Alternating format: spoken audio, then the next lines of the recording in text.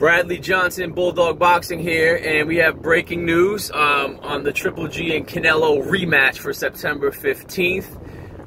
Eric Gomez, president for Golden Boy Promotion, sent the offer to Tom Laughlin, Triple G's promoter, of 57.5% to 42.5%, obviously in favor of Alvarez. And they have to, Triple G's team has to agree to this by Wednesday night, so tomorrow night at midnight, June 13th. And this is what I've been saying all along. People have been going off the chain, and I've had these discussions with people that just don't seem to understand the business side of things. Like, what does Triple G deserve 50-50 for? And, you know, Canelo's the bigger draw. And I said, this is very simple. It's a negotiation. Golden Boy knew it was a negotiation when they offered 35-65.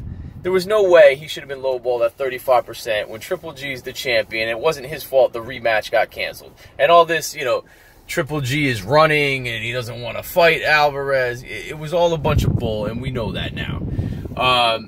So Golden Boy offered 35% to start, knowing there'd be a counter offer. Or maybe they'd get away with, you know, lowballing a little bit and they'd keep the lion's share.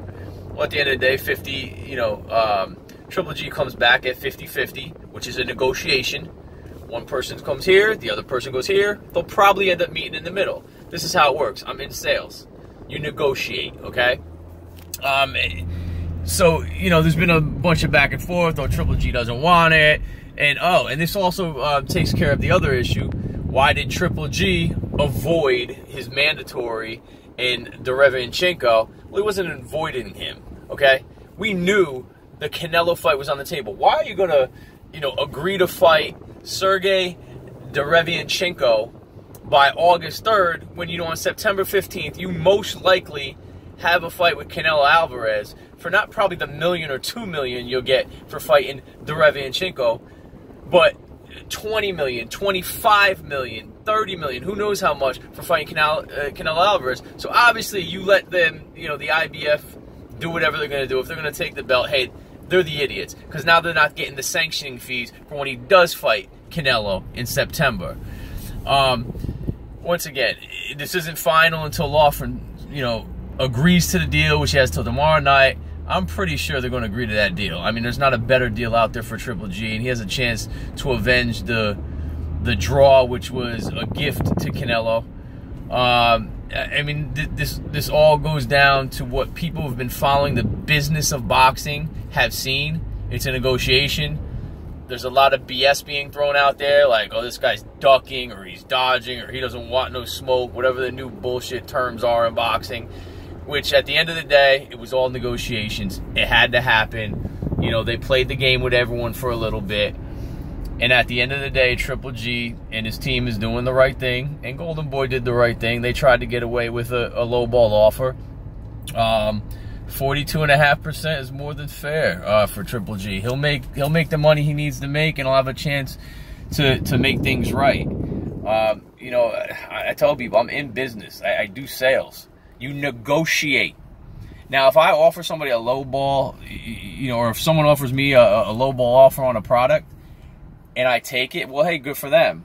But I'm going to start up here. They're going to start down here. We're probably going to meet in the middle, or maybe they take my offer. You know, maybe they would have took the 50-50. We knew they probably wouldn't. But if I have a product and I say, I'm not discounted at all, give me exactly what I want for it, and they pay it, then, hey, they pay it. Good on us. But at the end of the day, a lot of times it ends up in a negotiation. I'm going to go a little higher than what they want. They're going to go a little lower than what I want. And you meet in the middle. I mean, that's just how it works.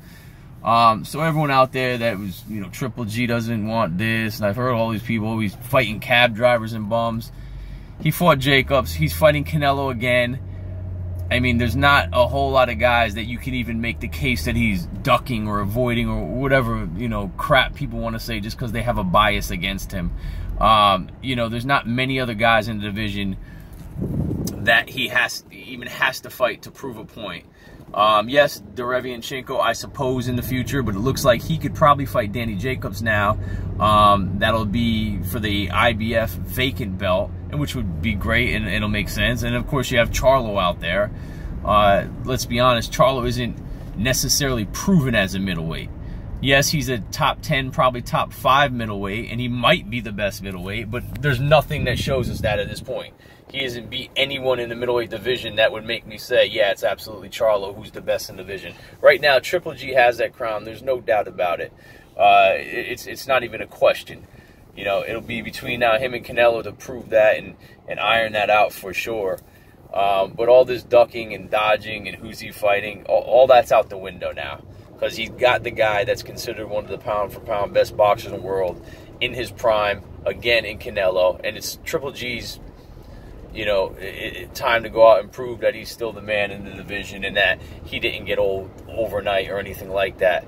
But at the end of the day, we're looking at tomorrow, finish this out, set the fight for September 15th, and let's go.